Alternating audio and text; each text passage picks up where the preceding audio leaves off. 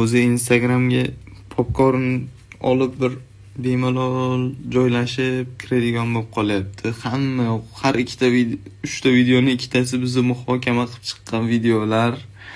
To'g'ri, ularni ham to'g'ri tushunish kerak. Nima desa bo'ladi?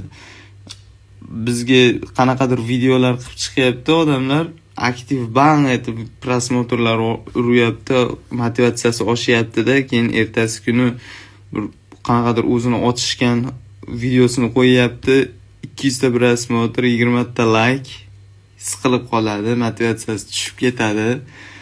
Endi qaraydi, o'zini mehnati bilan qilgan videosi uzoqqa borsa 1000 ta prosmotr bo'lyapti. Osilib qo'ygan videosi ikkita yuribdi, 100 ming, 200 minglar prosmotr bo'lyapti. Nima qilaman o'zimni qiynabdi-ku, osilib yuraveradi, alishib itni kiyingan bo'lib yuraveradi, mayli.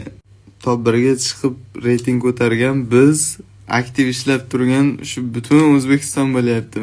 Nima bo'la aytyapman, har 3 ta videoning ikkitasi bizga osilgan video bo'lib chiqyapti. Yo biz nimandir shu biz aralashtirib qilgan videosi.